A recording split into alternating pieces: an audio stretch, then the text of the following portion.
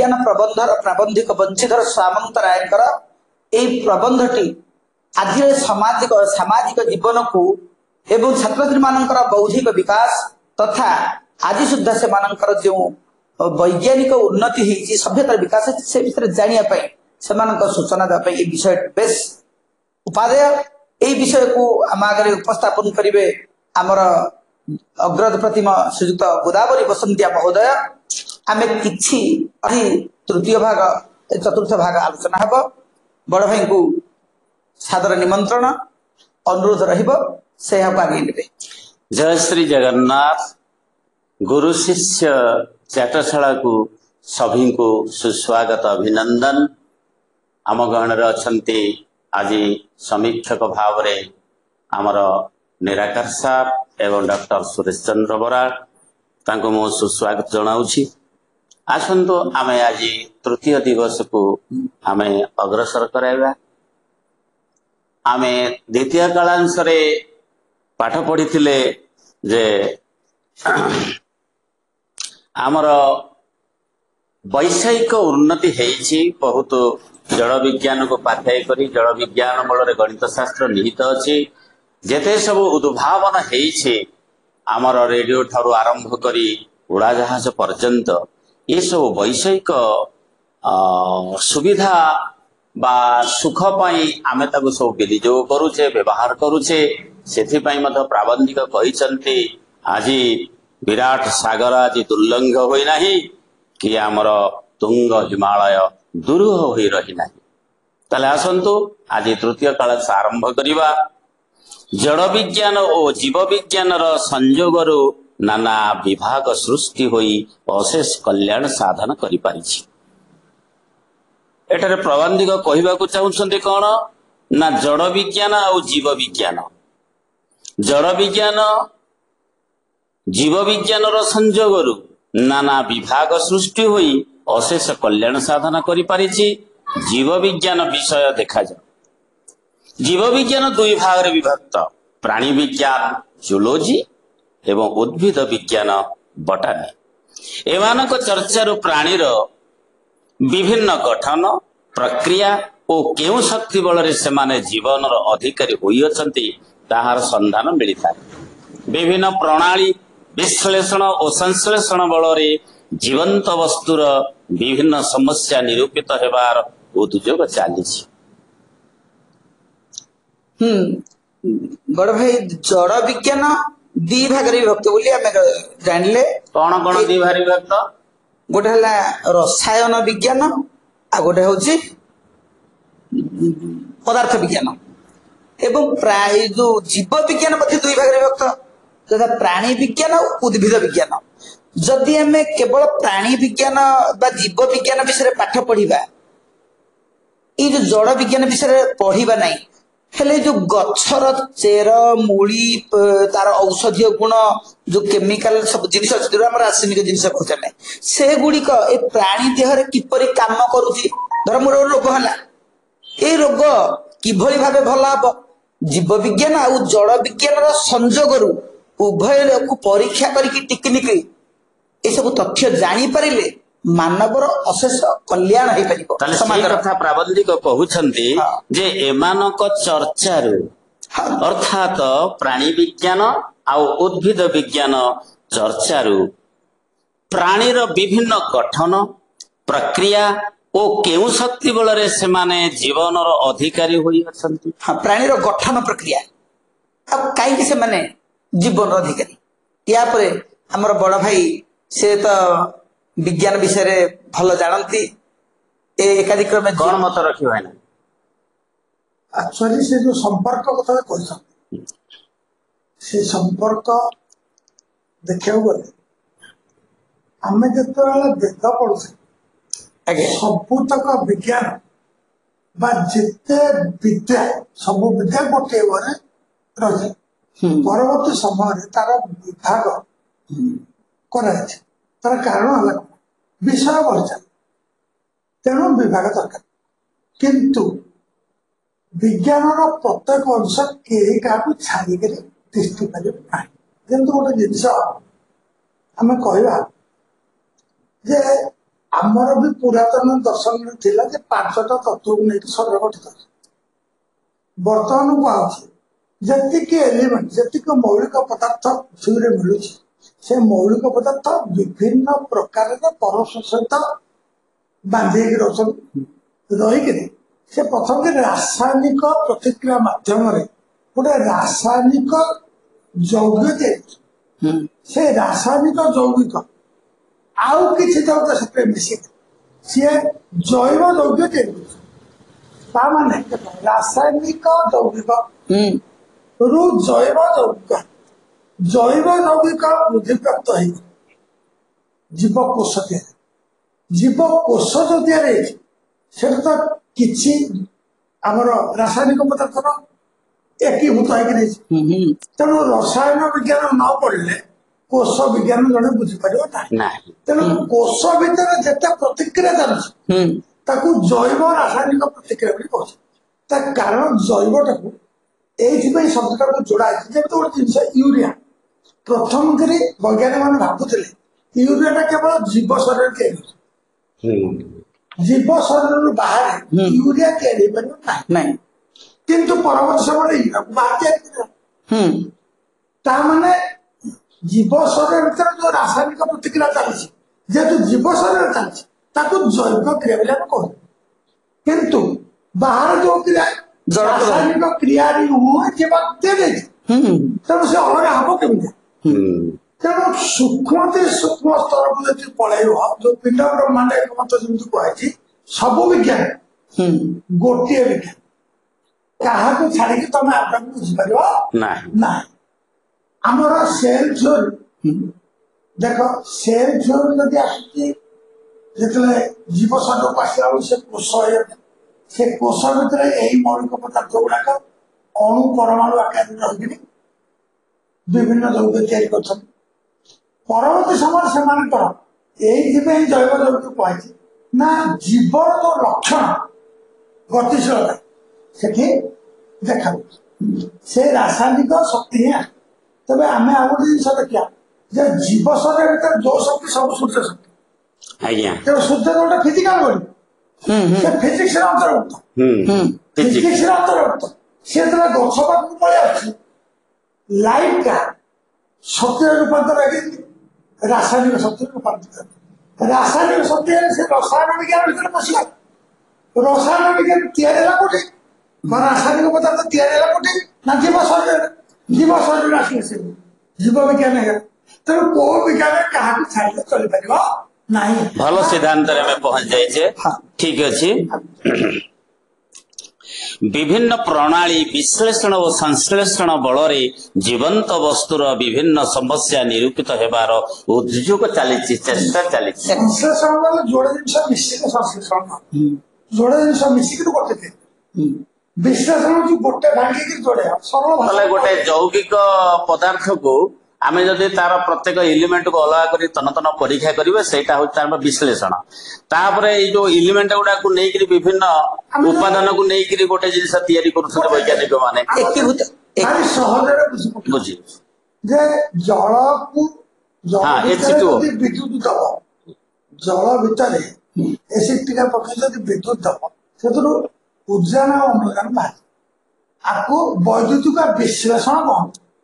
ବିଶ୍ଳେଷଣ ଶବ୍ଦ ଆସିଲା। ସଂଶ୍ଳେଷଣ କଣ? ଯୋଡ଼େ ଜିନିଷ ମିଶିବ ଗୋଟେ ଜିନିଷ ତିଆରି କରିବ। ଯେମିତି କାର୍ବନ ଆଉ ହାଇଡ୍ରୋଜେନ ମିଶିକି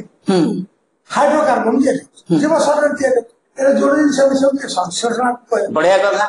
ପିଲାମାନେ ବୁଝିପାରିଲେ ବିଶ୍ଳେଷଣ କଣ, ସଂଶ୍ଳେଷଣ କଣ। ଆମର ମଧ୍ୟ ନିରାକର ଭାଇ ଆମର ପଢା ହଉଛି ମେଥଡରେ, ଟିଚିଂ ମେଥଡ ଗଣିତରେ ବିଶ୍ଳେଷଣ ମେଥଡ, ସଂଶ୍ଳେଷଣ ମେଥଡ। ଠିକ ଅଛି, ଆଗକୁ ଯିବା। ବର୍ତ୍ତମାନ ବୈଜ୍ଞାନିକ ମାନେ ଜୀବନ୍ତ ପଦାର୍ଥର ସୃଷ୍ଟି କରିପାରି ନାହାନ୍ତି, ଆପଣ ଏକମତ ତ? ବର୍ତ୍ତମାନ ସୁଦ୍ଧା ଜୀବନ୍ତ ପଦାର୍ଥ ବାହାର କରିନାହାନ୍ତି। ଲେଖକ ଯୋଉ ସମୟରେ ଲେଖିଥିଲେ ସେଇ ସମୟରେ ଜୀବନ୍ତ ପଦାର୍ଥ ସୃଷ୍ଟି କରାଯାଇ ପାରିନାହିଁ। ଏବଂ ଜୀବନ୍ତ ପଦାର୍ଥ ପରେ ଯଦି ସେ ଜୀବ ବୁଝୁଛି ଭାଇନା, ପୁଣି ଆହୁରି କହୁଛନ୍ତି ଯେତେ ଦୂର ଗବେଷଣା ହୋଇପାରିଛି ସେଥିରୁ ଅନେକ ଚିନ୍ତାଶୀଳ ମନୀଷୀ ସ୍ଥିର କରି ଅଛନ୍ତି ଯେ ମାନବ ଦିନେ ଜୀବନ୍ତ ପଦାର୍ଥ ସୃଷ୍ଟି କରିବାରେ କ୍ଷମ ହୋଇପାରିବ, ମାତ୍ର ତାହା ବହୁଦୂର ଭବିଷ୍ୟତରେ କି ନିକଟରେ ହେବ ତାହା କହିବା ପ୍ରୟାସ ଧୃଷ୍ଟତା ରୂପେ ପରିଗଣିତ ହେବ। ଜୈବ ଜୈବ ଯୌଗିକ ଟିକେ ସମୟ ପୂର୍ବରୁ କହୁଥିଲି ଜୈବ ଯୌଗିକ ତାକୁ ଏଇଥିପାଇଁ ନା ଦିଆଯିବ ସେଟା କେବଳ ଜୀବ ଶରୀର ଦିଆଯିବ ସେଇ ଯୌଗିକ ଗୁଡାକ ଜୀବ ହିଁ ସୃଷ୍ଟି କରିପାରୁଛନ୍ତି କାରଣ ଜୈବ ଯୌଗିକ ସବୁ ବୈଜ୍ଞାନିକ ଭାବିଥିଲେ ଜୈବ ଯୌଗିକ ଜୀବ ଶରୀର ବାହାରେ ତିଆରି କରାଯାଇପାରିବ ନାହିଁ ଯେମିତି ୟୁରିଆ କଥା କହୁଥିଲେ କିନ୍ତୁ ବର୍ତ୍ତମାନ ବିଜ୍ଞାନ ତାକୁ ତିଆରି କରାଗଲାଣି ଏବେ ବି ଚାଲିଛି ରିସର୍ଚ୍ଚ ଯେ ଜିନ୍ ସ୍ତର ସବୁଠୁ କ୍ଷୁଦ୍ର କ୍ଷୁଦ୍ର ଯୋଉ ଜିନ୍ ସ୍ତର ଜୀବ ଶରୀର ଭିତରେ ଯୋଉ ବନ୍ଧନ ଯେମିତି ହେଇଛି କଣ କଣ ମିଶିକି ରହିଛି ତାକୁ ବର୍ତ୍ତମାନ ଯୋଡ଼ିକି ତାର ହଉଛି ନକ୍ସା ତିଆରି ହଉଛି ସେଇ ନକ୍ସା ବଳରେ ତାକୁ ମିଶେଇକି ମଧ୍ୟ କରିହବ ବୋଲି ରିସର୍ଚ୍ଚ ତାର ଚାଲିଛି ନାଇଁ ମୋର କହିବା କଥା ଯୋଉ ସମାନ ଲେଖିଥିଲେ ସେଇ ସମୟର ଯୋଉ ସ୍ଥିତି ଏବଂ ବର୍ତ୍ତମାନ ସ୍ଥିତି ଭିତରେ ମଧ୍ୟ ଫରକ ସେ କହୁଛନ୍ତି ନିକଟ ଭବିଷ୍ୟତରେ ଗୋଟେ ଜୀବନ୍ତ ପଦାର୍ଥ ସୃଷ୍ଟି କରିବା ଯୋଉ ପ୍ରୟାସ ଯୋଉ ଚେଷ୍ଟା ଯୋଉ ଉଦ୍ଯୋଗ ପୁଣି ସନ୍ଦେହ କହୁଛନ୍ତି ନାଇଁ ଆମେ ଆହୁରି ସ୍ପଷ୍ଟ କରିଦେବା ଯେମିତି କି ପୁରାଣ ପୃଷ୍ଠକୁ ଗଲେ ଯେ ମା ପାର୍ବତୀ ଅଙ୍ଗମଳୁଖରୁ ଗଣେଶ ତିଆରି କରିଦେଲେ ତାକୁ ଜୀବନ୍ୟାସ କରିଦେଲେ ସେଇମିତି ବୈଜ୍ଞାନିକ ଯେ ଦିନେ ଏମିତି ଗୁଡେ ନିର୍ଜୀବ ପଦାର୍ଥ ଭିତରେ ଜୀବନ ସଞ୍ଚାର କରେଇ ଦେଇକି ତାକୁ ଜୀବନ୍ୟାସ ଦେଇପାରୁଛି କି ନାହିଁ ଏଇ ପର୍ଯ୍ୟନ୍ତ ଏଇ ପର୍ଯ୍ୟନ୍ତ ତାହା ସମ୍ଭବ ହେଇନି ହବାର ସମ୍ଭାବନା ନାହିଁ ଯୋଉ ପ୍ରକାର ଆମେ ଭାବୁଛେ ସେଇ ଲେବୁଲକୁ ବିଜ୍ଞାନ ବର୍ତ୍ତମାନ ଯୋଉ ସ୍ତରକୁ ଆସିଛି ଏଇ ଯୋଉ 2025 ମସିହା ସୁଦ୍ଧା ସେଇ ସ୍ତରକୁ ସେମାନେ ଯାଇପାରେ ନାହାନ୍ତି ସେମାନେ ପ୍ରିମିଟିଭ ସ୍ତର ଠିକ ଅଛି କିନ୍ତୁ ଗୋଟେ ଆଶାବାଦୀ ଆଶାବାଦୀ ଅଛନ୍ତି ଯେ ଏଇଟା କରିପାରିବ ହେଲେ ଏବେ ନିକଟ ଭବିଷ୍ୟତରେ କି ବହୁ ଦୂରରେ ତାହା କହିବା ଧୃଷ୍ଟତା ହେବ ଠିକ ଅଛି ଏହି ଜୀବ ବିଜ୍ଞାନ ବଳରେ ଆମ୍ଭେମାନେ ଆଣବିକ ଜୀବନ୍ତ ପଦାର୍ଥ ଠାରୁ ଆରମ୍ଭ କରି ବିଶାଳକାୟ ହସ୍ତି ତିମି ଓ ବଟବୃକ୍ଷ ପର୍ଯ୍ୟନ୍ତ ସମସ୍ତ ବିଶ୍ଳେଷଣ କରି ବିଭିନ୍ନ ପ୍ରକ୍ରିୟା ଓ ସମସ୍ୟା ସାଧନରେ ଅନେକ ପରିମାଣରେ ସଫଳ ମନୋରଥ ହୋଇପାରିଥାଉ ଜଡ଼ ଓ ଜୀବ ବିଜ୍ଞାନର ସମ୍ମିଶ୍ରଣ ଓ ସହଯୋଗିତାରୁ ଆମ୍ଭେମାନେ ଶରୀର ତତ୍ତ୍ୱ ଆୟୁର୍ବେଦ ଡାକ୍ତରୀ ମନସ୍ତତ୍ତ୍ୱ କୃଷି ବିଜ୍ଞାନ ପୃଥିବୀ ତତ୍ତ୍ୱ ଜ୍ୟୋତିଷ ପ୍ରଭୃତି ନାନାବିଧ ଶାସ୍ତ୍ର ବଳରେ ଆମ୍ଭମାନଙ୍କର ଜ୍ଞାନର ସୀମା ବିସ୍ତୃତ କରିପାରିଥାଉ ବିଭିନ୍ନ ବିଭାଗର ସାହାଯ୍ୟ ବଳରେ ଇଞ୍ଜିନିୟରିଂ ପ୍ରଭୃତିରେ ପରାକାଷ୍ଠା ଲାଭ କରିଥାଉ ଏମାନଙ୍କ ବଳରେ ଆମ୍ଭେମାନେ ବୈଷୟିକ ମାନସିକ ଓ ଶାରୀରିକ ଉନ୍ନତି ବହୁ ପରିମାଣରେ କରିଥାଉ ଏବଂ ବିଭିନ୍ନ ରୋଗ କବଳରୁ ମୁକ୍ତି ଲଭୁଥାଉ ଅନେକତ୍ର ଏହି ସବୁ ବିଭିନ୍ନ ବିଜ୍ଞାନ ଓ ଶିକ୍ଷାର ପ୍ରସାର ହୋଇପାରୁନାହିଁ ବିଶ୍ୱ ମାନବିକତାର ବିକାଶ ଆଜି ଯାଏଁ ହୋଇପାରି ନଥିବାରୁ ମାତ୍ର ଏହା ଦ୍ୱାରା ଯେ ଆମ୍ଭମାନଙ୍କର ଉନ୍ନତି ଅବଶ୍ୟମ୍ଭାବୀ ସେଥିରେ ଅଣୁମାତ୍ର ସନ୍ଦେହ କରିବାର ନାହିଁ ଏଠି ବିଶିଷ୍ଟ ବିଜ୍ଞାନୀ ବା ବିଜ୍ଞାନ ମନସତ୍ତ୍ୱ ପ୍ରାବନ୍ଧିକ ବଂଶୀଧର ସାମନ୍ତରାୟ କହିଲେ ଯେ ଜଳ ବିଜ୍ଞାନ ଆଉ ଜୀବ ବିଜ୍ଞାନକୁ ଏକୀକୃତ କରି ବା ଉଭୟର ସଂଯୋଗରେ ବିଭିନ୍ନ ବିଭାଗ ହେଇଛି ସେ ବିଭାଗରେ ସବୁ ସଂଶ୍ଳେଷଣ ବଡ ଭାଇ ଯୋଉ କହୁଥିଲେ ସଂଶ୍ଳେଷଣ ବିଶ୍ଳେଷଣ ପ୍ରକ୍ରିୟା ଚାଲିଛି ହେଲେ ମଧ୍ୟ ଯୋଉ ଏ ପର୍ଯ୍ୟନ୍ତ ମାନସିକ ତଥା ବିଶ୍ୱ ମାନବିକତାର ବିକାଶ ହୋଇପାରି ନାହିଁ ଏଠି ଗୋଟେ ନୂଆ ଶବ୍ଦ ଆସିଲା ଏ ପର୍ଯ୍ୟନ୍ତ ଆମେ ପଢି ଆସୁଥିଲେ ଯେ ବୈଜ୍ଞାନିକ ଦୃଷ୍ଟିଭଙ୍ଗୀରୁ ମାନେ ଜୀବ ଶରୀରର ଗଠନ ପ୍ରକ୍ରିୟା ସେଥିରେ ଜଳ ପଦାର୍ଥର ସମ୍ମିଶ୍ରଣ ଆଉ ଗତକାଲି ଅଧ୍ୟାୟରେ ପଢିଥିଲେ ଆମେ ଯେ ଇଏ ସବୁର ମୂଳରେ ଗଣିତ ଶାସ୍ତ୍ର ନିହିତ ଅଛି ଗଣିତକୁ ନେଇ ଏଟା ଟିକେ କ୍ଲିୟର କରନ୍ତୁ ପିଲାମାନେ ବୁଝିବା ଦରକାର ଯେ ଆମର ଜଡଟା କେମିତି ଜୀବ ସହିତ ସଂଶ୍ଳିଷ୍ଟ ସେଥିରୁ ଗୋଟେ ଏକ୍ସାମ୍ପଲ ଦିଅନ୍ତୁ ଜଡ ଆଉ ଜୀବର ଯୋଉ ସଂଶ୍ଳେଷଣ କଥା କହିଛନ୍ତି ସେଥିରୁ ଗୋଟେ ଏକ୍ସାମ୍ପଲ ଦିଅନ୍ତୁ ଆମେ ଆଗକୁ ଯିବା ପୁରା ସଂକ୍ଷେପରେ କହିବି ଆମ ଶରୀରରେ ମେଡିସିନ ଔଷଧ କେମିକାଲ ପଦାର୍ଥ ଜଳ ପଦାର୍ଥ ତାକୁ ଖାଇଲେ ଜୀବ ଖାଉଛି ବା ଆମେ ଖାଇଲେ ସେ ଆମକୁ ଚଳତା ଶକ୍ତି ଆମ ଦେହରେ ଭରି ଯାଉଛି ମାନେ ଛୋଟିଆ ଜିନିଷ କାରଣ ଆ ପୂର୍ବରୁ ମୁଁ ଆଲୋଚନା କରୁଥିଲି ଜଳ ଆଉ ଜୀବ ଜଳରୁ ହିଁ ଜୀବ ସୃଷ୍ଟି ହେଇଛି ବୋଲି ବର୍ତ୍ତମାନ ସୁଦ୍ଧା ବୈଜ୍ଞାନିକ ମାନଙ୍କ ବିଶ୍ୱରେ ବିଭିନ୍ନ ମତବାଦ ଚାଲିଛି କିନ୍ତୁ ସର୍ବଶେଷ ମତବାଦ ହଉଛି ଜଳରୁ ଜୀବ ସୃଷ୍ଟି ବଡ ଭାଇ ଏବେ ବି ଆମେ ଦେଖୁଛେ ମନେକର ଗୋଟେ ଭୂତାଣୁ ଯେତେ ପର୍ଯ୍ୟନ୍ତ ଜୀବ ଶରୀର ଭିତରେ ସେ ନାହିଁ ସେ ଜଳ ସଜୀବତାର କୌଣସି ଲକ୍ଷଣ ତାଠି ପରିଲକ୍ଷିତ ହୁଏ ନା କିନ୍ତୁ ଜୀବ ଶରୀର ଭିତରେ ପ୍ରବେଶ କରିଗଲା ମାତ୍ରେ ସେ ସଚଳ ହେଇଯାଏ ଏବଂ ତାର ଜୀବର ଲକ୍ଷଣ ସବୁ ଆସେ। ତେଣୁ ପ୍ରକୃତି ଯାହା ଯାହା ତିଆରି କରିଛି ସବୁର କିଛି ଏଭିଡେନ୍ସ ଛାଡିକି ସେ ଠିକ ଅଛି। ଆଚ୍ଛା ଆଉ ଗୋଟିଏ କଥା ବଡ ଭାଇ କହିଲେ ପାରିବେ କି ଯେ ଯୋଉ କଥାଟା ଆମର ମୁନି ଋଷି ମାନେ କହିଛନ୍ତି ସେ ଆଜିକା ଡେଟରେ ଆମେ ସେମାନଙ୍କୁ ମୁନି ଋଷି କହୁଛେ କିନ୍ତୁ ସେ ସମୟରେ ସେମାନେ ଯେହେତୁ ଗବେଷଣା କରୁଛନ୍ତି ସେ ସମୟରେ ସେ ବଡ ବଡ ଗବେଷକ ସେମାନେ ବଡ ବୈଜ୍ଞାନିକ ତ ସେମାନେ ଯୋଉ କହିଥିଲେ ଏଇ ଯୋଉ ପଞ୍ଚଭୂତ ରହିଛି ସମଗ୍ର ସୃଷ୍ଟି ଯାହା ଦେଖିବ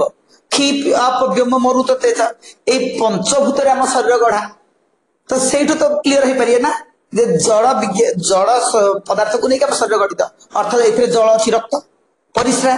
ଲାଳ ରକ୍ତ ଏସବୁ ଜଳ ମାଂସ ରହିଛି ମୃତ୍ତିକା ହାଡ ଅଛି ଏସବୁ ରହିଛି ତେଣୁ ଜଳ ପଦାର୍ଥ ସେମାନେ ତାକୁ ସ୍ଥୂଳ ଭାବରେ ନେଇଛନ୍ତି। ହଁ ବର୍ତ୍ତମାନ ସୁଦ୍ଧା ତାର ସୂକ୍ଷ୍ମ ଯୋଉଟା ଆମେ ମେଡିସିନ କହି ହଁ ମନେକର ଗୋଟେ ଜିନିଷ ଆମେ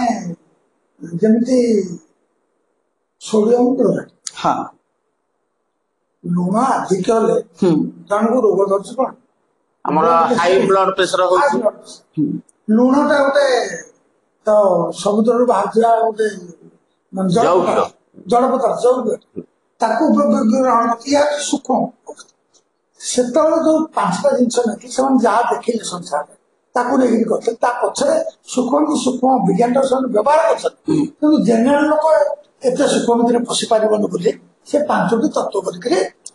ଯୋଉଟା କି ସମସ୍ତେ ବୁଝିପାରିବେ ପଞ୍ଚମହାଭୂତ ଆମେ ଯାଉ କହୁଛେ କାରଣ ସେତେବେଳେ ବି ରସାୟନ ବିଜ୍ଞାନ ଥିଲା ସେ ଏତେ ସୂକ୍ଷ୍ମ ଭିତରକୁ ଲୋକମାନଙ୍କୁ ନ ନେଇ ଯୋଉମାନେ ତାପରେ ରିସର୍ଚ୍ଚ କରୁଥିଲେ ସେମାନେ ତାର ସୂକ୍ଷ୍ମ ସ୍ତର ପର୍ଯ୍ୟନ୍ତ ଯାଇପାରୁଛନ୍ତି। ଠିକ ଅଛି। ତାହେଲେ ଆମେ ମାନେ ଶରୀର ତତ୍ତ୍ୱ ଆୟୁର୍ବେଦ ମନସ୍ତତ୍ତ୍ୱ କୃଷି ବିଜ୍ଞାନ ପୃଥିବୀ ତତ୍ତ୍ୱ ଜ୍ୟୋତିଷ ପ୍ରଭୃତି ନାନାବିଧ ଶାସ୍ତ୍ର ବଳରେ ଆମ ମାନଙ୍କର ଜ୍ଞାନର ସୀମା ଆମେ ବିସ୍ତୃତ କରିଥାଉ। ଠିକ ଅଛି। ଏଇ ସବୁ ବିଜ୍ଞାନ ଠିକ ଲେଖକ ଗୋଟେ ଶବ୍ଦ ଦେଇଛନ୍ତି ଯୋଉଟା କି ନିରାକାର ଭାଇ କହୁଥିଲେ ବିଶ୍ୱ ମାନବିକତା ହଁ ସବୁ ଠିକ ଅଛି ବିଜ୍ଞାନ ସବୁ ଦୃଷ୍ଟିରୁ ଭଲ ଅଛି ଆ ପୂର୍ବରୁ ମୁଁ କହୁଥିଲି ବିଜ୍ଞାନ ହଉଛି ଦୁଇ ଧାର ଥିବା ଗୋଟେ ଖଣ୍ଡା ସଦୃଶ ତାକୁ ବ୍ୟବହାର କରିବା ଲୋକର ବୁଦ୍ଧି ଅନୁସାରେ ସେ ତମକୁ ଫଳ ଦେବ ତେଣୁ ମାନବିକତା ବିହୀନ ଗୋଟେ ଲୋକ ପାଖରେ ଯଦି ବିଜ୍ଞାନ ପଢେ ଯେମିତି ହିଟଲରଙ୍କ ପାଖରେ ପଡିଥିଲା ରାବଣ ପାଖରେ ବିଜ୍ଞାନ ପଡିଥିଲା ରାବଣ ତ ପ୍ରତିଦିନ ଧାନ ଲଗା ହଉଥିଲା ପ୍ରତିଦିନ ଧାନ କଟା ହଉଥିଲା ସେ ନୂଆ ଚାଉଳର ଭାତ ସେ ଖାଉଥିଲା ବର୍ଣ୍ଣନା କରି ଆମର ଏଠି 4 ମାସର ଧାନ ହଉଥିଲା ବର୍ତ୍ତମାନ 45 ଦିନରେ ଧାନ ହଉଛି 30 ଦିନରେ ଧାନ ହବା ପାଇଁ ବର୍ତ୍ତମାନ ବାହାରି ସାରିଲାଣି ତା ମାନେ ବିଜ୍ଞାନର କେତେ ଅଗ୍ରଗତି ସେତେବେଳେ କରିଥିଲା ଯେ ସେ ପ୍ରତିଦିନ ଧାନ କାଟୁଥିଲା ଏବଂ ପ୍ରତିଦିନ ସେ ଧାନରୁ ଚାଉଳ ବାହାରୁଥିଲା ଏବଂ ସେ ଚାଉଳ ରନ୍ଧା ଖାଉଥିଲା ତେଣୁ ଅସୁବିଧା କୋଉଠି ସେ ବିଜ୍ଞାନରେ ଯଥେଷ୍ଟ ଅଗ୍ରଗତି କରିଥିଲା ହିଟଲର ତା ସମୟରେ ଏରୋପ୍ଲେନ ତିଆରି କରି ସାରିଥିଲେ ଏବଂ ଆଟମ ବମ୍ ତିଆରି କରିବାର ଖୁବ ନିକଟତର ହେଇଯାଇଥିଲା ବୋଲି ଆଇନଷ୍ଟାଇନ ଆମେରିକା ଯେତେବେଳେ ଗଲେ ସେ କହିଲେ ଯଦି ଆମେ ଆଟମ ବମ୍ ତା ପୂର୍ବରୁ ନ କରିବା ହିଟଲର କରିଦେବ ହିଟଲର ଯଦି କରିଦେବ ପୃଥିବୀ ଧ୍ୱଂସ ହେବାଟା ସୁନିଶ୍ଚିତ କାରଣ କଣ ନା ତା ପାଖରେ ମାନବିକତା ନଥିଲା ତେଣୁ ବିଶ୍ୱ ମାନବିକତା ଯଦି ନାହିଁ ବିଜ୍ଞାନ ଧ୍ୱଂସାମୁଖୀ ମଧ୍ୟ ଜଗତକୁ କରିଦେଇପାରେ ଯୋଉଟା କି ବର୍ତ୍ତମାନ ଖୁବ ଦେଖୁଛେ ଆମେ ଦୁରୁପଯୋଗ ହବାର ମାନବିକତା ବିହୀନ ବିଜ୍ଞାନ ଦୁରୁପଯୋଗ କରିବ ହିଁ କରିବ ଆମେ ତ ପୁରାଣର କଥା ଗୋଟେ କହିଲେ ଇତିହାସର କଥା ଗୋଟେ କହିଲେ ଏବଂ ଆମେରିକା ଯେ ସାରା ବିଶ୍ୱର ବଡ ଭାଇ ବୋଲି ନିଜକୁ ବର୍ତ୍ତମାନ ବୋଲଉଛି ସେ ତ ଜାପାନ ଉପରେ ଯୋଡେ ବମ୍ ବଳେଇ ଦେଇଥିଲେ ଯାହାଫଳରେ 3 ଲକ୍ଷ ଲୋକ ଗୋଟେ ସେକେଣ୍ଡରେ ମୃତ୍ୟୁବରଣ କରିଥିଲେ ହଉଛି ବିଜ୍ଞାନର ତାହେଲେ ପ୍ରାବନ୍ଧିକ ଏଠି ସତର୍କତା କରିଦେଇଛନ୍ତି ଯେ ମାନବିକତା ନିହାତି ଧ୍ୱଂସଟା ସୁନିଶ୍ଚିତ ଏଇଟା ପୁରା ବିଜ୍ଞାନ ଯୋଉ ସଭ୍ୟତା ଓ ବିଜ୍ଞାନ ଉନ୍ନତି କରିବ ତାକୁ ଧରି ରଖିବ ସଭ୍ୟତା ନା, ତାକୁ ଧରି ରଖିବ ସଭ୍ୟତା। ସଭ୍ୟତାର ପାତ୍ର ଯଦି ପ୍ରଶସ୍ତ ନ ହବ, ଅର୍ଥାତ ମଣିଷ ଯଦି ମଣିଷ ପଣିଆ ନଥବ, ସେବେଳେ ରାକ୍ଷସ ବେଳେ ବଡ ଭାଇ ଯୋଉ କହୁଥିଲେ ରାବଣ ସ୍ୱପ୍ନ ଦେଖୁଥିଲା ସ୍ୱର୍ଗକୁ ସିଡି ବାନ୍ଧିବା ପାଇଁ, କିନ୍ତୁ ହେଇପାରିଲାନି। କାହିଁକି ନା ତା ପାଖରେ ଯୋଉ ଦୁର୍ବୁଦ୍ଧି ଥିଲା, ଦୁଷ୍ଟ ପ୍ରକୃତି ଥିଲା। ତେଣୁ ବିଜ୍ଞାନ ଭଳି ଏକ ଅମୃତ ଫଳକୁ ଧରି ରଖିବା ପାଇଁ ମାନବିକତା ନିହାତି ଦରକାର, ନଚେତ ଏ ବିଜ୍ଞାନ ଧ୍ୱଂସାଭିମୁଖୀ ହବ, ମଙ୍ଗଳକାରକ ହେଇପାରିବ। ତେଣୁ ସବୁ ପରେ ବି ମଣିଷ ପଣିଆଟା ଆବଶ୍ୟକ ରହିଛି। ଠିକ ଅଛି। ଜୀବ ବିଜ୍ଞାନ ଆଲୋଚନାରେ ଆମ୍ଭେମାନେ ଦେଖୁଥାଉ ଯେ ଜୀବନ୍ତର ଶରୀର କେବଳ ବିଭିନ୍ନ ଜଡ଼ ଉପରେ ଗଠିତ। ପୂର୍ବର ପଞ୍ଚଭୂତ ବର୍ତ୍ତମାନ ବିଶ୍ଳେଷଣ ପାଇଁ ଅଶେଷ ଉପାଦାନର ସମଷ୍ଟି ରୂପେ ନିରୂପିତ ହୋଇଅଛି। ଏହି ବିଭିନ୍ନ ଜଡ଼ ଉପାଦାନର ସମାବେଶ ସହ ଜୀବନ୍ତ ଶକ୍ତିର ବିକାଶ ଜୀବନ୍ତକୁ ସମ୍ଭବ କରିଅଛି। ଆମ୍ଭେମାନେ ଦେଖୁଥାଇ ଗେଙ୍ଗୁଟି ପଥରରେ ପାଣି ଢାଳିଲେ ତହିଁରୁ ଚୂନ, ଅଙ୍ଗାରକାମ୍ଳ ବାଷ୍ପ ଏବଂ ବିଶେଷ ଉତ୍ତାପ ବାହାରେ। ଏହି ଉତ୍ତାପ ଶକ୍ତିର ଏକ ଅବସ୍ଥା ମାତ୍ର। ଆମ୍ଭେମାନେ ଚୂନ ଓ ଅଙ୍ଗାରକାମ୍ଳ ବାଷ୍ପ ଏକତ୍ର କରି ଗେଙ୍ଗୁଟି ପଥର ପ୍ରସ୍ତୁତ କଲେ ତହିଁରେ ଶକ୍ତି ସଂଯୋଗ ପ୍ରୟୋଜନ। ବିଭିନ୍ନ ପଦାର୍ଥରେ ଶକ୍ତିର ସଂଯୋଗ ବା ବିୟୋଗରେ ଆମ୍ଭେମାନେ ଦେଖୁଥାଉ ଯେ ପଦାର୍ଥ ଗୁଡ଼ିକ ବିଭିନ୍ନ ଅବସ୍ଥା ପ୍ରାପ୍ତ ହୋଇଥାଏ। ସେହିପରି ବିଭିନ୍ନ ଜାତୀୟ ଉପାଦାନର ସମ୍ମିଶ୍ରଣ ସହିତ ଜୀବନ୍ତ ଶକ୍ତିର ସଂଯୋଗ ହେଲେ ଜୀବନ୍ତ ପଦାର୍ଥ ସମ୍ଭବ ହୋଇଥାଏ। ତେବେ ସେହି ଜୀବନ୍ତ ଶକ୍ତି ଜଡ଼ ମଧ୍ୟରେ ସଂଯୋଗ ବିୟୋଗ କରୁଥିବା ଶକ୍ତି କିମ୍ବା ତାହାଠାରୁ ସମ୍ପୂର୍ଣ୍ଣ ପୃଥକ, ତାହା ଏପର୍ଯ୍ୟନ୍ତ ସ୍ଥିରୀକୃତ ହୋଇନାହିଁ। ଏଇ ଯୋଉ କିଛି ସମୟ ପୂର୍ବରୁ ଆମେ ଆଲୋଚନା କରୁଥିଲେ, ଏ ମଣିଷ ଶରୀର ବା ଜୀବଜନ୍ତୁ, ପୋଢ଼ ହଉ, ଗାଈ ହଉ, ଛେଳି ହଉ, କୁକୁର ହଉ, ଏ ଯୋଉ ଶରୀର ଏଇ ପାଞ୍ଚଟି ଯାକ ଜଡ଼ ପଦାର୍ଥରେ ଗଠିତ। ହାଡ଼, ରକ୍ତ, ମାଂସ, ଇଏ ସବୁ ମେଦକ ସବୁ। ଆମେ ପିଲାଦିନେ ଗୋଟେ ମାନେ ଷଷ୍ଠ ସପ୍ତମ ଶ୍ରେଣୀ ଗୋଟେ ପଢୁଥିଲା, ଫୋର ଫ୍ରେଣ୍ଡସ୍ ପଢୁଥିଲେ। ଯୋଉ ହାଡ଼ ପଡିଥିବ, ଜଣେ ହାଡ଼ ଖଞ୍ଜି ଦଉଛି, ଜଣେ ମାଂସ ଜଣେ ରକ୍ତ ଦଉଛି, ଆଉ ଜଣେ ତା ଜ୍ଞାନ ସାଧନ ବଳରେ ସେଥିରେ ଜୀବନୀ ଶକ୍ତିର ସଞ୍ଚାର କରି ଦଉଛି।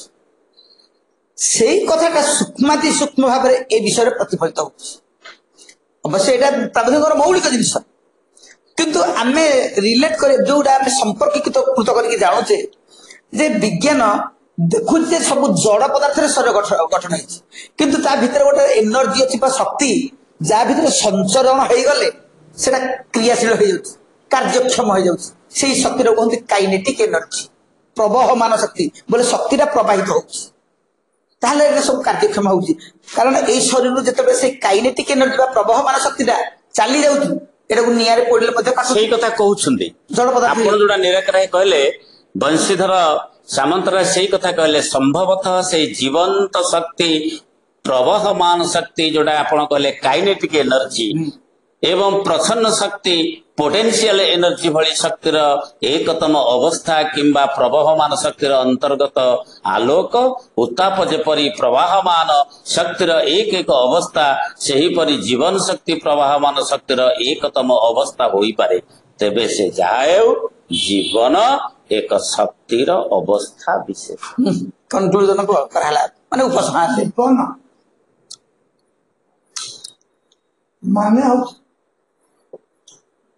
କିଛି ଗୁଣର ସମାନ। ଗୋଟେ କାଠରେ ମାନେ ଗଛ କାଠରେ ତିଆରି, ଟେବୁଲରେ କାଠ ତିଆରି, ଗଛର ଯୋଉ ଶରୀର କାଠ, ସେ କାଠ ହେଇଛି କଣ ଟେବୁଲ ହେଇଛି। ତେବେ କଣ ସେ ଏକା କାଠ, ତେବେ କଣଟା ଟେବୁଲରେ ନାହିଁ ଯେ ଗଛ ଡାଳ ମେଲଉଛି ଏବଂ ଡାଳ ମିଳେଇ ପାରୁନି। ଡାଳ ମେଲେ। ଏଇ ଯୋଉ ଫରକଟା, ସେ ଫରକଟା ହଉଛି ଶକ୍ତି। ଆ ଭିତରେ ଯେ ସେଇ ଶକ୍ତି ନାହିଁ ନୁହଁ, ଆ ପାଖରେ କିଛି ଶକ୍ତି ଅଛି, କିନ୍ତୁ ତା ପାଖରେ ଯୋଉ ପ୍ରକାର ଶକ୍ତି ଅଛି, ଗୋଟେ ଜୀବନୀ ଶକ୍ତି ଯୋଉଟା କହୁଛି, ସେ ଜୀବନ ଶକ୍ତି ତା ପାଖରେ। ଜୀବନ ଶକ୍ତିଟା ଆଧ୍ୟାତ୍ମିକ ଦୃଷ୍ଟିକୋଣରୁ ସ୍ୱତନ୍ତ୍ର। ତାକୁ ଯଦି ଭୌତିକ କଥାକୁ ନବ, ସେ ଶକ୍ତି ଅଲଗା। କାରଣ ଶକ୍ତି ବିଭିନ୍ନ ରୂପ ନେଇପାରେ। ଆମର ଭାଷାରେ ଯୋଉ ଶକ୍ତି କଥା କହୁଛି, ତାର ବିଭିନ୍ନ ଭେରାଇଟି ଅଛି, ଶକ୍ତିର ରୂପାନ୍ତରୀକରଣ ଅଛି। ଶକ୍ତିର ରୂପାନ୍ତରଣ କଥା ଯୋଉ ଆସୁଛି, ଦେଖ ମନେକର ଆଲୋକ ଶକ୍ତି, ତାପ ଶକ୍ତି, जोटा को चिंता लाइट कथा कहते तापर है मैग्नेटिक शक्ति चुंबकीय शक्ति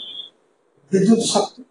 आ गोटे है रासायनिक शक्ति रासायन जिते आलोक शक्ति आसी जीव शरीर जो गछ ताकू आसी गछ तुम कार्बन आउ तुम जल दीटा को मिसे मिसेया जो शक्ति दरकार से आलोक को ग्रहण कर से स्वतंत्र टूल अच्छी जे कि ग्रहण करके चेंज कर केमिकल रिएक्शन रासायनिक शक्ति से रूपांतरित करदेला चल शक्ति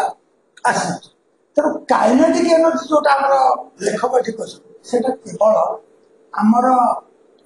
गतीय शक्ति आम कहते प्राणी विज्ञान प्राणी विज्ञान क्षेत्र में स्वतंत्र भाव से शब्द व्यवहार प्रवाहमान शक्ति कहते किंतु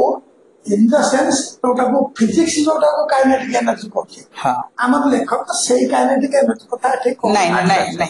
किंतु ये जीव क्षेत्र में काइनेटिक एनर्जी किंतु काइनेटिक एनर्जी आमर जो दृश्यमान शक्ति मन गोटे गाड़ीटे गति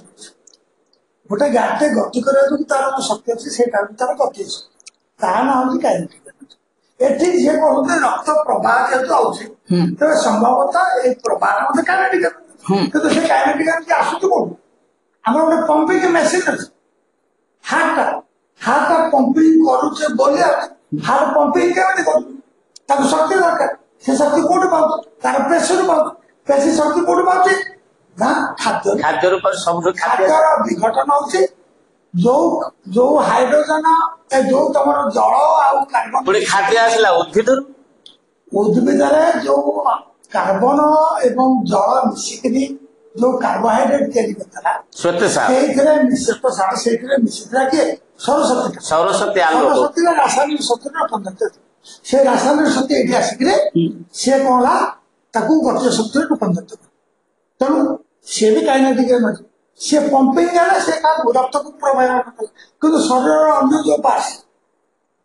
से तो कहीं गति करना शरीरटा गोटे एत जटिल संस्था से जटिल संस्था भितर सब प्रकार शक्ति ता भीतर वैद्युतिक शक्ति अच्छी तार भीतर रासायनिक शक्ति अच्छी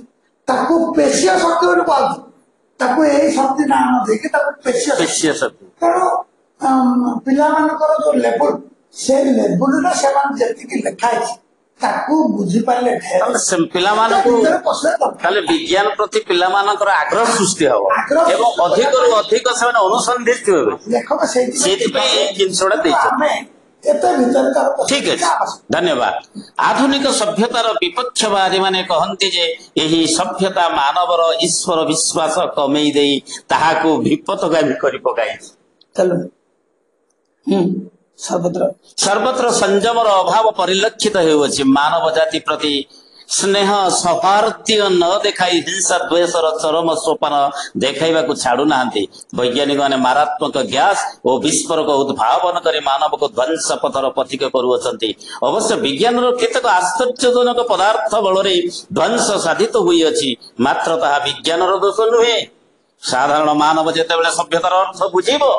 सेतेबेले जाई एहार अवसान हेबो बर्तमान आम मानकर विज्ञान चरम उन्नति न हेबा पर्यंत आमे माने सभ्यता विषय शेष उन्नति रे पहुंची परिबो नाही सेही शेष सीमा पर्यंत जो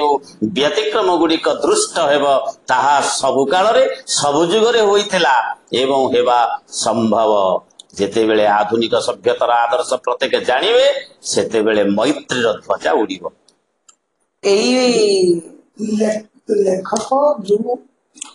आशा कर से आशा कौन आशा कर से आशा कर विज्ञान तार उत्कर्ष स्थिति में पहुंची पारिले ये जो छोट मोटिया प्रोब्लेम गुड़ाक सृष्टि हो विज्ञान अपव्यवहार यहाँ समाधान किंतु अड़ुआटा से कारण विज्ञान व्यवहार जो माने विभिन्न जंत्रपाति तैयारी कर ज्ञान चरम सीमा से समाज डेडिकेटेड काम कि व्यवहार करने ऑर्डर दब किए नेता मान सबुठ असुविधा हो जो तक नेतृस्थान से नेतृस्थनीय पाखे से ज्ञान ना ये जिनिस को बुझिला भलिया बुझला भाया किंबा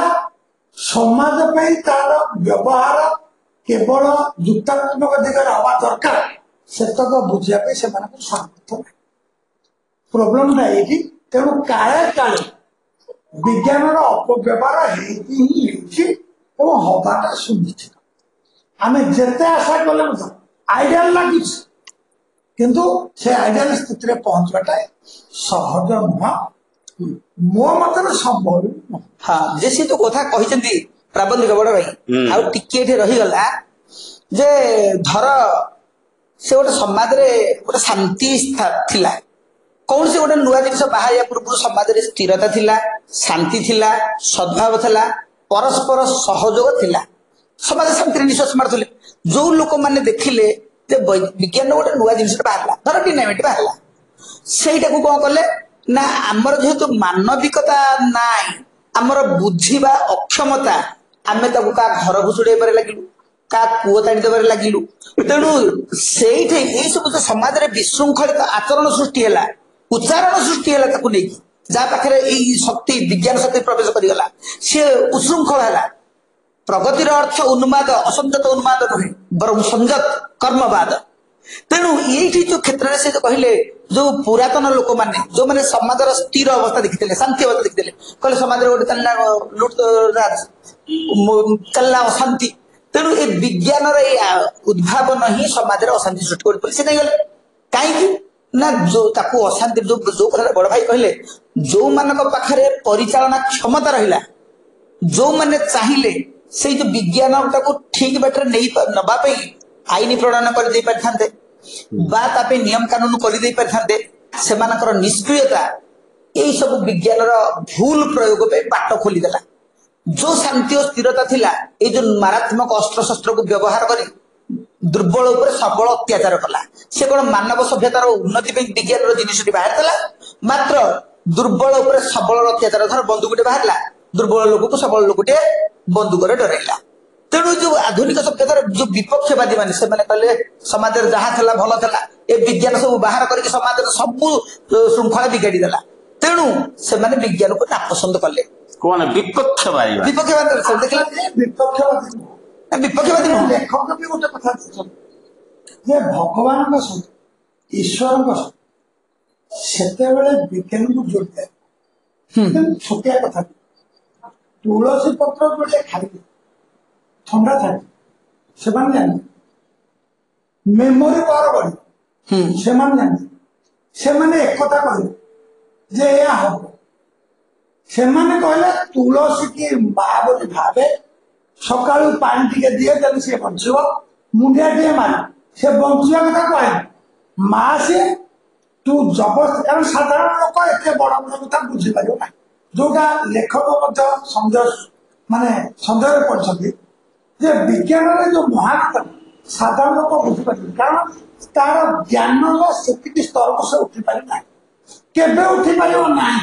तेणु ताकू जो मैंने ज्ञानी से मैंने भगवान सतर अच्छा कि ना से तो अलग कथा माने रिसर्च कर था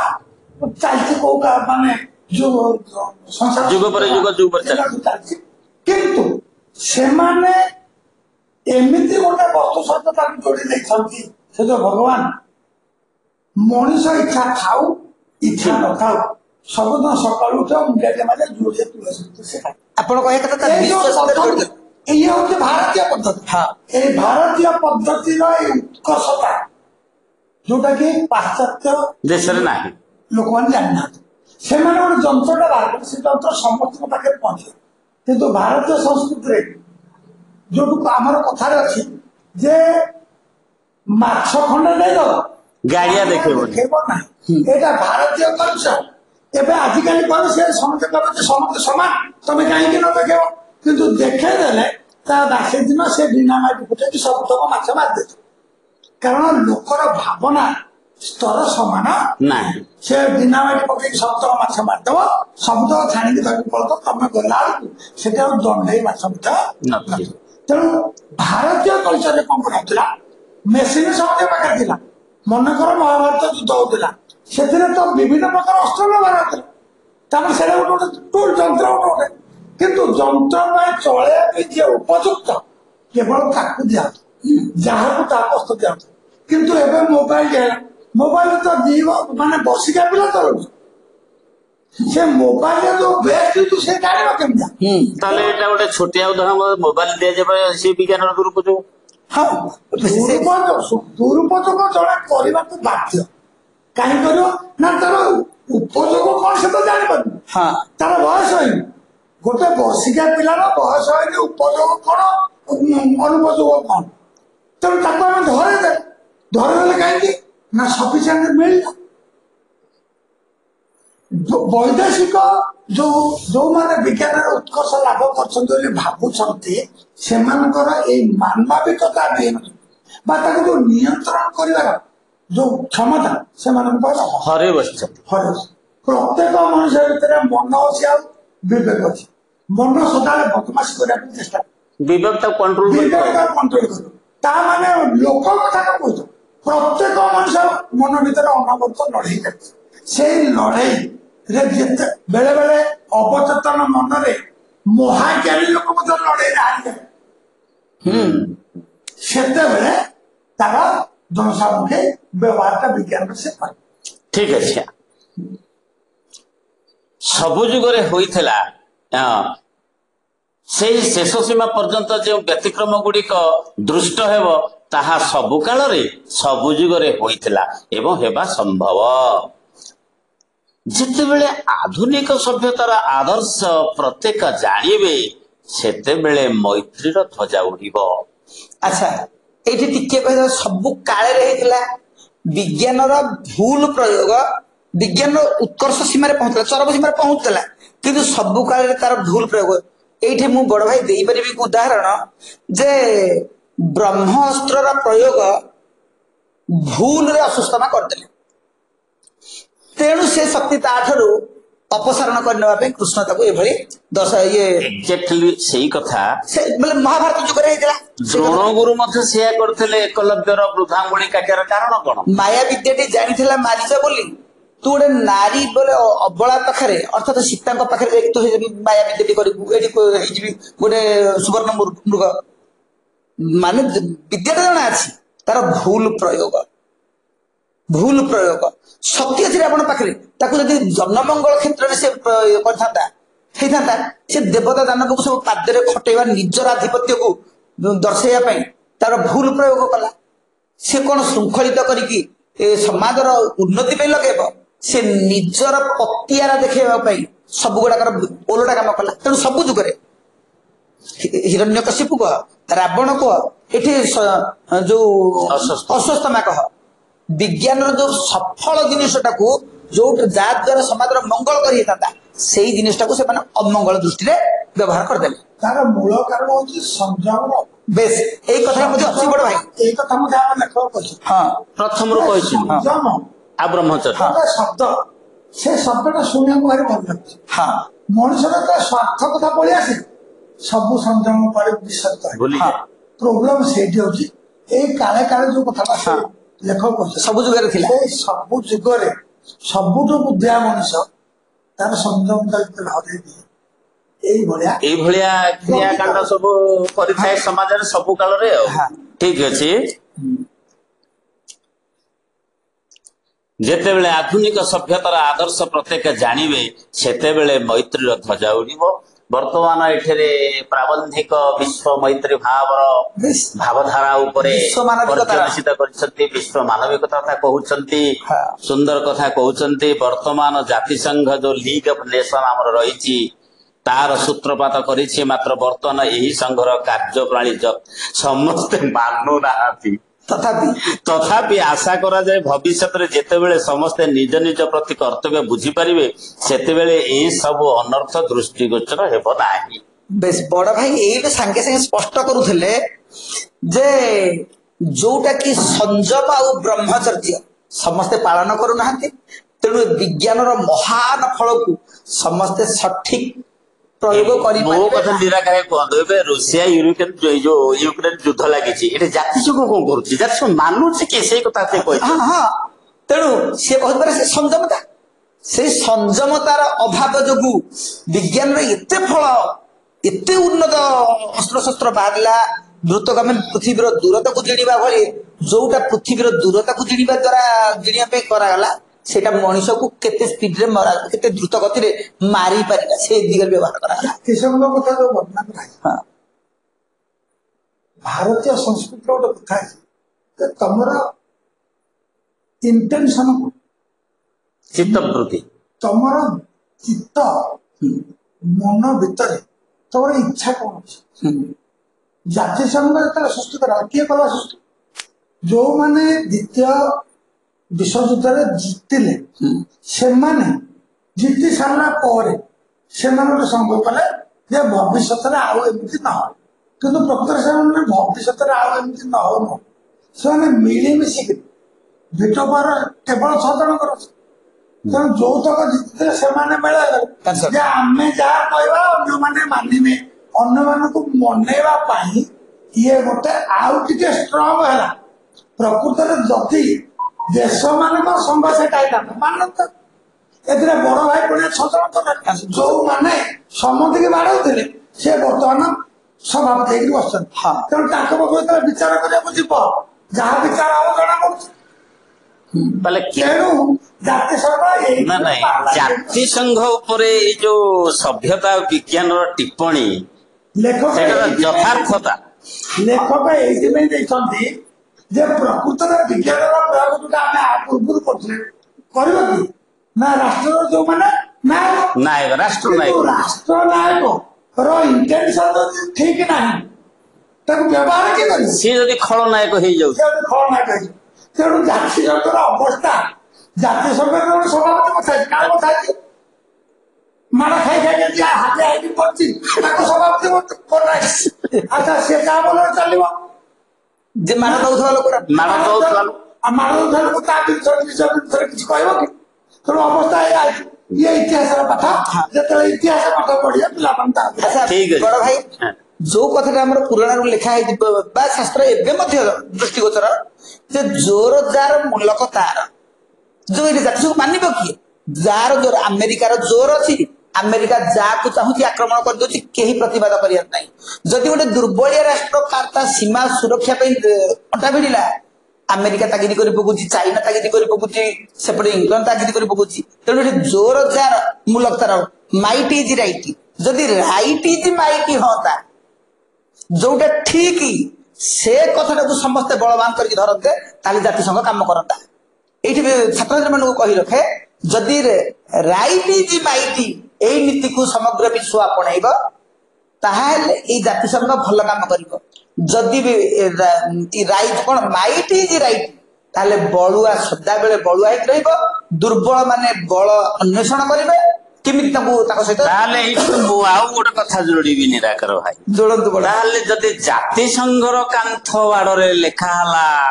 ଭାରତର ଜଣେ ଶ୍ରେଷ୍ଠ କବି ତଥା ଓଡ଼ିଶାର ଜଣେ ସନ୍ଥ କବି ଭୀମ ଭୋଇଙ୍କର ବାଣୀ ତାର କେତେ ଦୂର ପ୍ରଭାବ ପଡୁଛି ଅନ୍ୟ ଦେଶ ଉପରେ ପ୍ରାଣୀଙ୍କ ଆରତ ଦୁଃଖ ଅପ୍ରମିତ ଦେଖୁ ଦେଖୁ କେବେ କହୁ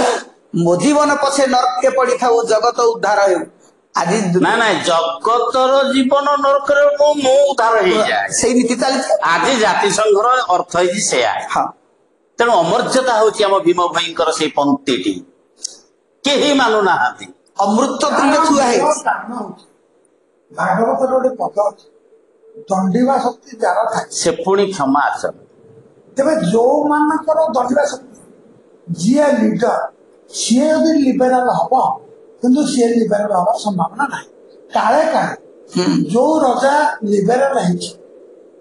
ସମସ୍ତଙ୍କୁ ସମାନ ଦେଖିବାକୁ ଚେଷ୍ଟା କରିଛି ସୁରେଶ ହେନା ସେଇ ରାଜ୍ୟ ସୁନା ରାଜ୍ୟ ଯୋଉଠି ଅନ୍ୟ ଦେଶରେ ସମ୍ବିଧାନକୁ ପୋଡ଼ି ଦିଆଯାଏ ଆମ ଭାରତ ବର୍ଷରେ ସମ୍ବିଧାନକୁ ପୂଜା କରାଯାଏ ସେଥିପାଇଁ ସମ୍ବିଧାନ ଦିବସ ପାଳନ କରାଯାଏ ସୌଗୌରବେ ଏ ଭାରତ କେତେ ଦିଗଦର୍ଶନ ଦବ ଏମାନଙ୍କୁ କେତେ ଚେତାବନୀ ଦବ ବଡ ଭାଇ ଯୋଉ ପଦକ କହିଥିଲେ ଭାଗବତରୁ ଦଣ୍ଡିବା ଶକ୍ତି ଯାର ଥାଇ ସେ ଦେବେ କ୍ଷମା ଆଚରଇ ସାଧକ ଶ୍ରେଷ୍ଠ ସେହୁ ନର ସୁଖ ଦୁଃଖରୁ ସେ ବାହାର ଯଦି ପ୍ରକୃତରେ ଯିଏ ଦଣ୍ଡ ଦେଇପାରୁଛି ସିଏ ଯଦି କ୍ଷମା ଆଚରଣ କରିପାରୁଥାନ୍ତା ସେଇମାନେ ସାଧକ ହେଇପାରନ୍ତେ। ସେମାନେ ତ ଦଣ୍ଡ ଦବାରେ ବ୍ୟସ୍ତ, ଆହୁରି ଦଣ୍ଡ ଦବୁ, ଆହୁରି ଦଣ୍ଡ ଦବୁ, ଆହୁରି ଦଣ୍ଡ ଦବୁ। ସେ କ୍ଷମା ଆଚରଣ କରିବ କେତେବେଳେ, ସାଧକ ଶ୍ରେଷ୍ଠ ହବ କେତେବେଳେ? ଠିକ ଅଛି। ଜାତିସଂଘକୁ କେହି ମାନୁନାହାନ୍ତି, ତଥାପି ଆଶା କରାଯାଏ ଯେ ଭବିଷ୍ୟତରେ ଯେତେବେଳେ ସମସ୍ତେ ନିଜ ନିଜ ପ୍ରତି କର୍ତ୍ତବ୍ୟ ବୁଝିପାରିବେ ସେତେବେଳେ ଏସବୁ ଅନର୍ଥ ଦୃଷ୍ଟିଗୋଚର ହେବ। ସଂଯମ କଥା ଏଠି ଆସିଲା। ପ୍ରତ୍ୟେକ ଦେଶ, ପ୍ରତ୍ୟେକ ଜନନାୟକ ମାନେ ଯଦି ସଂଯମ ହେଇଯିବେ, ବିଜ୍ଞାନର ଏହି ବିସ୍ଫୋରକ ଓ ମାରାତ୍ମକ ଗ୍ୟାସ ବଳରେ ଅଶେଷ କ୍ଷତି ହେଉଥିଲେ ହେଁ ସେମାନଙ୍କ ବଳରେ ଅନେକ ବିଶ୍ୱ ହିତକର କାର୍ଯ୍ୟ ସାଧିତ ହେଉଅଛି। ଡିନାମାଇଟ ନାମକ ବିସ୍ଫୋରକ ସାହାଯ୍ୟରେ ତୁଙ୍ଗଗିରି ଫଟାଇ ନିଜର ଇପ୍ସିତ କାର୍ଯ୍ୟ ଅକ୍ଲେଶରେ ସାଧନ କରାଯାଇ ପାରୁଛି। ବିଭିନ୍ନ ସାମୟିକ ପଦାର୍ଥ ବଳରେ ମାନବର ବିଭିନ୍ନ ରୋଗ ଓ ରୋଗର ଜୀବାଣୁ ପ୍ରଭୃତି ନଷ୍ଟ କରାଯାଇ ପାରୁଛି। ସେମାନଙ୍କର ଅପକାରିତା ମାନବର ଜ୍ଞାନର ଅଳ୍ପତା ଯୋଗୁଁ ହିଁ ସଂଘଟିତ ହେଉଅଛି। ସେମାନଙ୍କର ଅପକାରିତା ମାନବର ଜ୍ଞାନର ଅଳ୍ପତା ଯୋଗୁଁ ହିଁ, ସେଟା ଅଜ୍ଞାନ ଯୋଉ କହୁନାହାନ୍ତି, ଜ୍ଞାନର ଅଳ୍ପତା ଯୋଗୁଁ ହିଁ ସଂଘଟିତ ହେଉଅଛି, ବିଜ୍ଞାନ ବଳରେ ନୁହେଁ। ଅର୍ଥାତ ଡିନାମାଇଟ କୁ ଯେତେବେଳେ ବାହାର କରାଗଲା, ତୁଙ୍ଗ ଏପଟେ ଗୋଟେ ରାସ୍ତା ଯଦି ହେଇଯିବ 10-50 କିଲୋମିଟର ବୁଲିକି ଗଲେ ସବୁ ଲୋକ ଯାଉଛନ୍ତି, ହଇରାଣ ହଉଛନ୍ତି। ଏଇପଟେ ଗଲେ 2 କିଲୋମିଟର ହେଇଯିବ, ତାମାନେ 48 କିଲୋମିଟର ହେଇଯିବ। ଅର୍ଥାତ ଶକ୍ତି ସଞ୍ଚୟ, ସମୟ ସଞ୍ଚୟ। ହଁ, ତେଣୁ ଏଇ ଡିନାମାଇଟ ବାହାର କରାଗଲା ଯେ ତୁଙ୍ଗଗିରି ଫଟେଇକି ଖୁବ କମ ସମୟ ଭିତରେ ଆମେ ଆମର ଲକ୍ଷ୍ୟ ହାସଲ କରିପାରିବା ବା ସୁବିଧାରେ ମାନବ ଜୀବନକୁ ଆମର ଗନ୍ତବ୍ୟ ସ୍ଥଳରେ ପହଞ୍ଚେଇ ପାରିବା। ମାତ୍ର ଯୋଉମାନଙ୍କର ଜ୍ଞାନର ଅଳ୍ପତା, ଅଜ୍ଞାନ ନୁହଁ, ଯୋଉ କଥା କହିଲେ, ଯୋଉମାନେ ସେମାନେ ବୁଝିନାହାନ୍ତି ଯେ କୋଉ ଉଦ୍ଦେଶ୍ୟରେ ଏଟା ତିଆରି କରାହେଲା, ସେମାନଙ୍କ ହାତରେ ପଡିଗଲା ମାନେ ସେଟା ଘର ଭୁଷୁଡି ଦେବେ।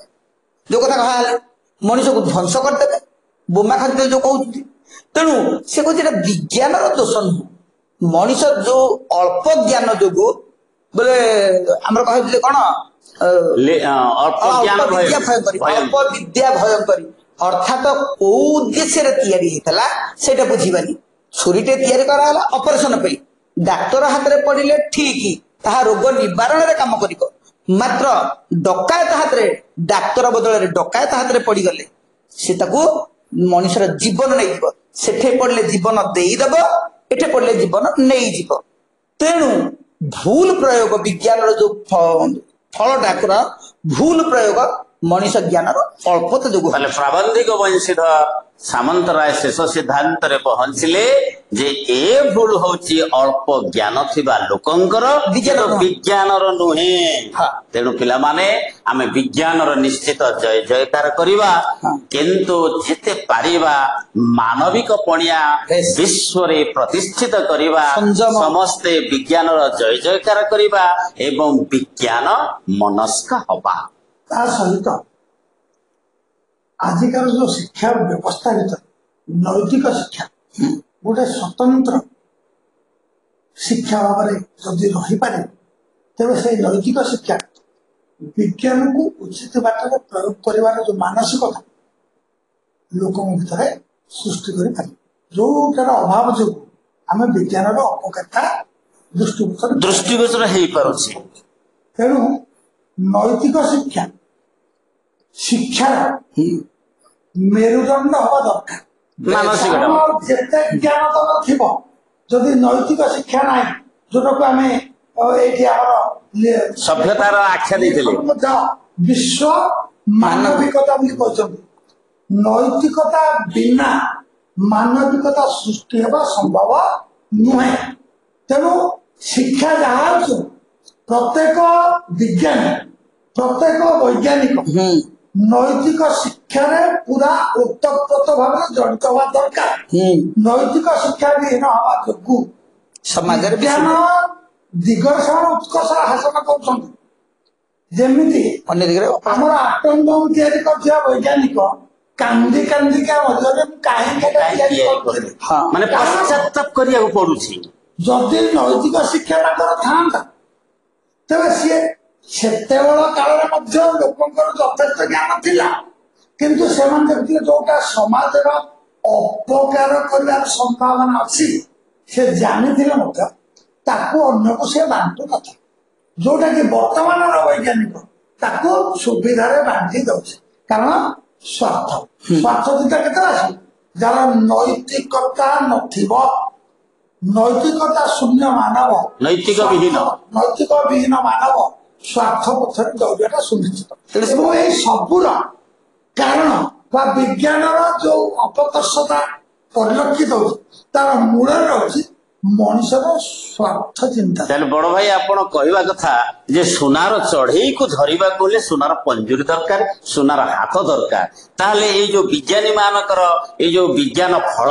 ଆମେ ଉପଭୋଗ କରିବାକୁ ହେଲେ, ସେ ଫଳଟାକୁ ଧାରଣ କରିବାକୁ ହେଲେ ସେମିତି ଅଳ୍ପ ଜ୍ଞାନ ବିଶିଷ୍ଟ ବ୍ୟକ୍ତି ଧରି ପାରିବେ ନାହିଁ। ସେଥିପାଇଁ ଯଥେଷ୍ଟ ଜ୍ଞାନ ଥିବା ଦରକାର, ଯଥେଷ୍ଟ ନୈତିକ ଥିବା ଦରକାର, ଯଥେଷ୍ଟ ମାନସିକତା ଥିବା ଦରକାର। ତେଣୁ ଆମେ ମୂଳତଃ ବୁଝିଗଲେ ବିଜ୍ଞାନର ଫଳକୁ ଆହୁରି ମଧୁମୟ କରିବାକୁ ହେଲେ ସମାଜରେ ଶାନ୍ତି ଓ ସ୍ଥିରତା, ଭାଇଚାରା,